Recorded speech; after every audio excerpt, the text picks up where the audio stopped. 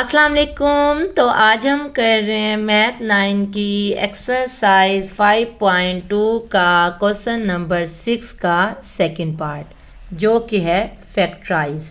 तो 6 पार्ट के second part में टोटल 2 टर्म्स दी हुई हैं। हमने इसे फैक्टराइज करना है, छोटे छोटे फैक्टर्स में, छोटी छोटी ब्रैकेट्स में तब्दील करना है। तो अब हम चलते हैं सोल्यूशन की तरफ। देखें, ये क्वेश्चन दिया हुआ है, जब भी 2 टर्म्स दी हुई होंगी हम इन 2 फार्मूलाज में से एक फार्मूला लगाएंगे जो कि क्यूब वाला है। तो एक क्यूब है, यहाँ सिर्फ x के ऊपर क्यूब है, तो 125 को भी क्यूब में लेके आएंगे। यानी कि देखें, हमें पता है कि 125 किसके बराबर है, 5 मल्टीप्लाई बाय 5 मल्टीप्लाई बाय 5 के क्यूब के। तो इसका मतलब है 125 को हम लिख सकते हैं 5x का होल का क्यूब।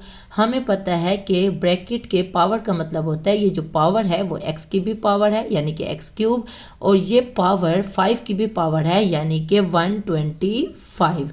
तो 125 x क्यूब की जगह पे हम ये लिख सकते हैं। फिर है बीच में माइनस, तो माइनस आ जाएगा 216y क्यूब की जगह पे हम लिख सकते हैं 6y का होल का क्यूब। अब देखें, a क्यूब, फिर बीच में माइनस है, फिर b क्यूब है।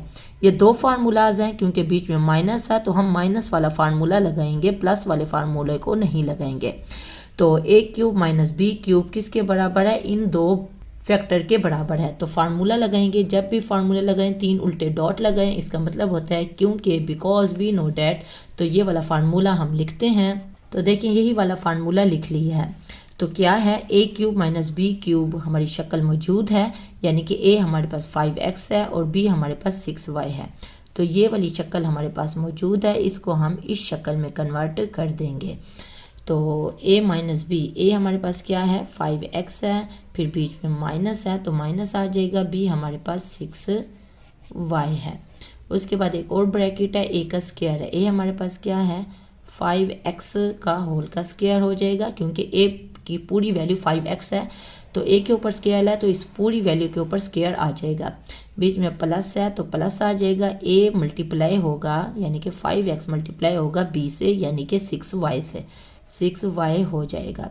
फिर बीच में प्लस है तो प्लस हो जाएगा, फिर b का स्क्वायर है यानी कि 6y का स्क्वायर है, तो 6y का होल का स्क्वायर आ जाएगा। तो बस आगे मज़ीद सिंप्लीफाई करते हैं, यानी कि 5x माइनस 6y वैसे का वैसे खड़ा रहा।